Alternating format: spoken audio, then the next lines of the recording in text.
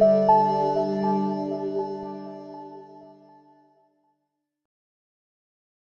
much looking forward to your perspectives and would love to start with just at the sort of top level and talk a little bit about values. Okay. In the sustainability field, values gets cited very often as one of the most important things for leaders to have. And so I know Campbell's has gone through a recent process of articulating some values. So would love to hear a little bit about what those values are, the process you went through, and maybe how important they are to Campbell's. Yeah, I think it's a good topic for anybody in this role because they really do need to fit the agenda they're trying to drive within the value set of the company. And they have changed over time at Campbell. When I first joined the company, we were focused on nourishing our neighbors and employees and communities. But we did a major exercise, and I happened to be on the core team, to go back and find and kind of dig up the purpose of Campbell Soup Company and come up with a purpose, real food that matters for life's moments. And that was in 2014. And since then, we've evolved even further around a real food philosophy that talks about sustainably sourced and responsibly produced and transparency and accessibility, really about the purpose and the philosophy that the company is trying to live into. And it's given me a great framework then to take what we built in CSR and sustainability and corporate citizenship and extend that value set, kind of basically hang the program on the Campbell values. But not only that, where we aspire to be as a company may not be where we're able to deliver on day one from a competency perspective. And that's another place that we can use corporate citizenship and sustainability to actually help the company live into its values. So it's critical to have them. Sometimes you're going to be handed some. You may not be happy with them as a professional, but they're the language, they're the narrative you need to use inside the company. And it's worked out great because in the food sector, it's really aligned to the kind of sustainable development agenda. What kind of process, I'm curious, did you use to get people to understand what they are, what they mean, how you act on them? It's a pretty big task. It was a huge task, and it still is going on today. So, like I said, we started with a 6-person team that was basically locked up for 6 months. Then we brought in the C-suite, and everybody kind of waded in it and fought over it and lived it, kind of executed. What would it look like? We actually laid up all of the Campbell products around the room and asked people to go shopping for the products that fit the values the most. And you could see what people purchased at the leadership team and what they left behind, right? So what didn't fit our values. Then we brought in what we call the Campbell 100. After we were aligned, we brought basically a multi-media show to the 100 top leaders inside the company. 3 days, right? So kicked it off, context, but visual experience, walk through stages of different parts of the purpose, and then created a whole value set and tool set for those 100 leaders to continue to cascade. But that was the 2014 example. Since then, the real food philosophy, we've changed our corporate values, the personal values we want inside the culture of the company to match the purpose, the real food philosophy, kind of who we want to be as a company. We've changed the way we interview people. We've changed our development, our objective setting process inside the company. We've changed the recognition systems inside the company to line up and reinforce the values that we're trying to change and the narrative of the purpose.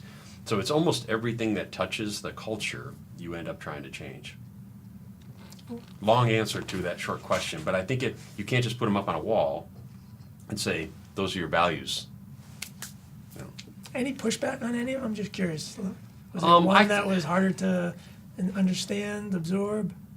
I think on the to be fair, the first 2 words of the purpose caused all kinds of agitation and consternation. Real food, right? So when we came out with that in 2014, everybody was like, I know what real food means to me, and ran off and did that. I'm in R&D, I do real food. I'm in marketing, I do real food. I'm in legal, I do real food.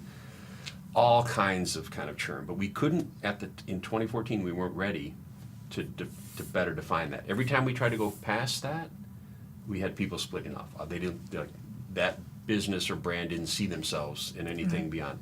It took us a few years to live into the philosophy. Everybody's aligned on real food now. Everybody understands that it needs to be real. Needs to be prepared with care, needs to be accessible, simple ingredients, grown or raised. Everybody's aligned on real food, but they weren't on day one. And they still, today, I think, we challenge ourselves sometimes on the timeline. Like, is that an aspirational goal that we'll get to sometime? Is that a goal that we need to get to today to compete in the market? So there's still, I would say, tension, healthy tension in the system.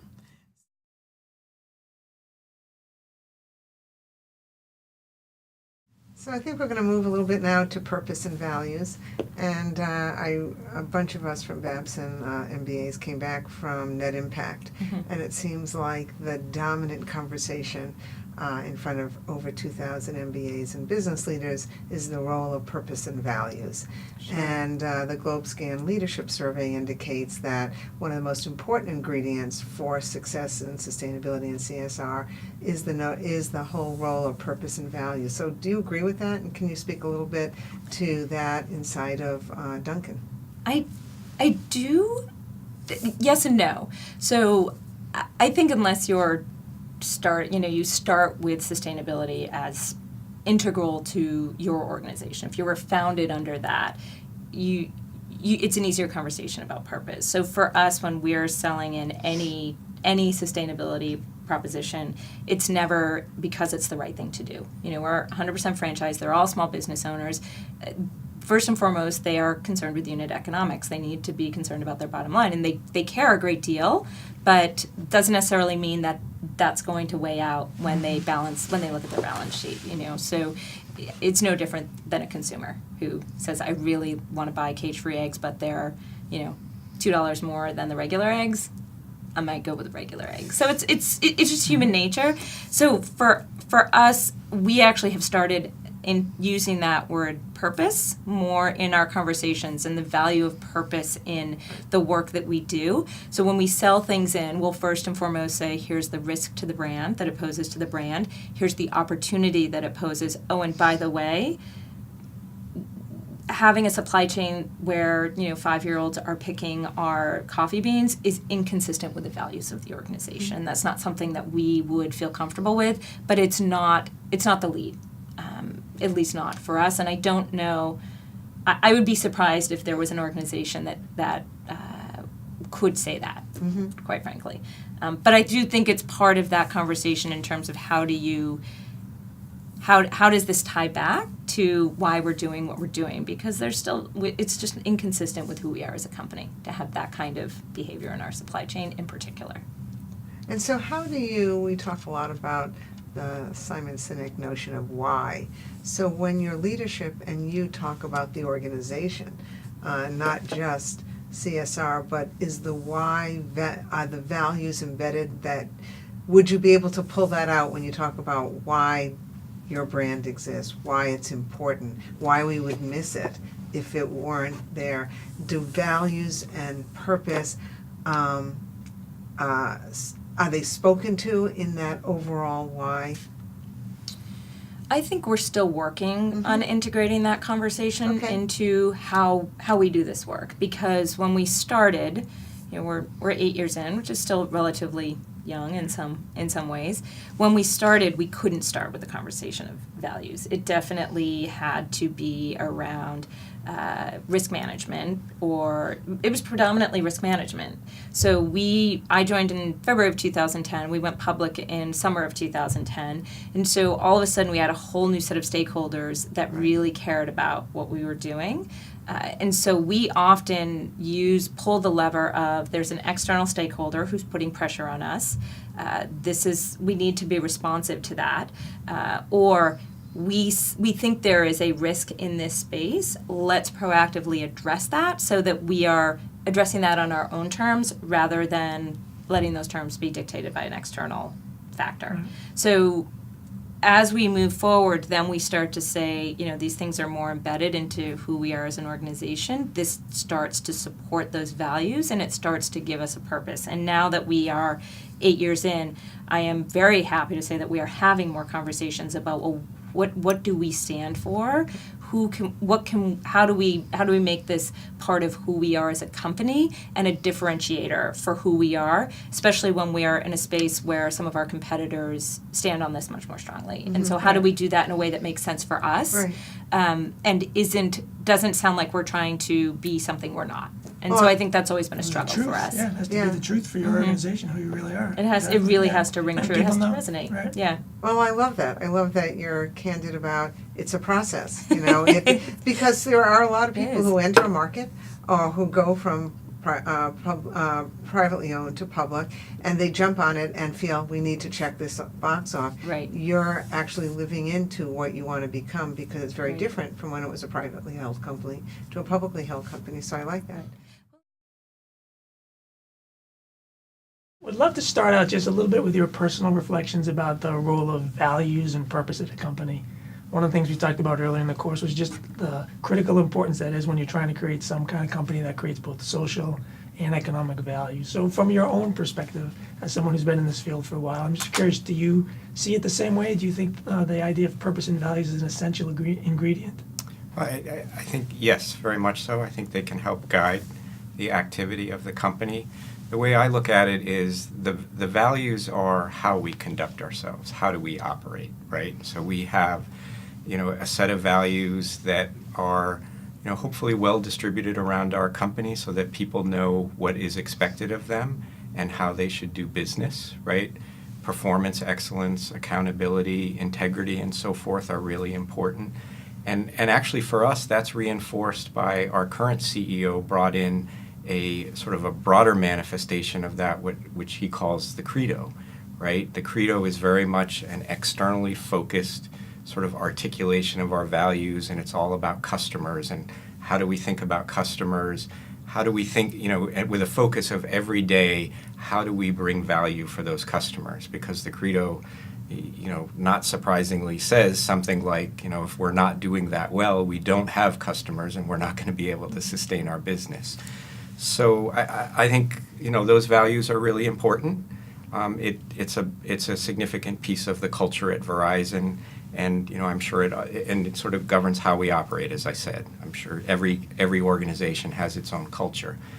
The purpose is really about what our mission is. What is it that we are trying to accomplish, and we have a very sort of, I think, short and clear mission, right? We want to bring the promise of the digital world to our customers, and that's how we, how we create trust in our products and services, and then that's how we deliver value to our customers.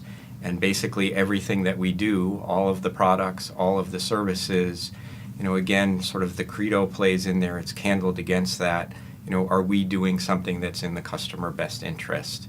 And, I know we're going to get into sort of a deeper conversation around, the kinds of programs that we have and the kinds of initiatives and so forth. And again, that ladders back to that purpose. Cool.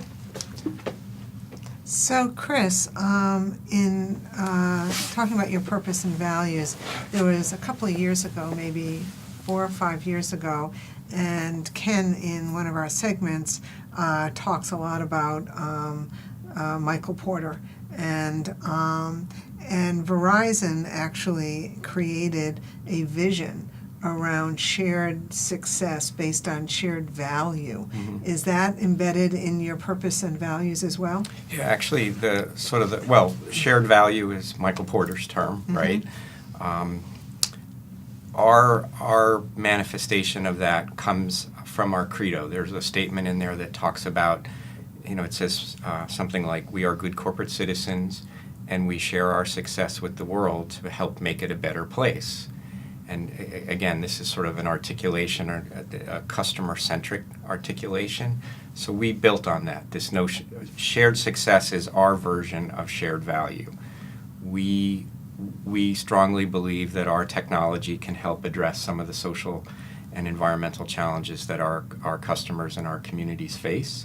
And by applying our technology to that, we create value not only for our shareholders, but also for the communities. And hence, shared success is how we refer to that. Great. It's mostly actually an internal sort Right. of articulation. We Mhm. don't.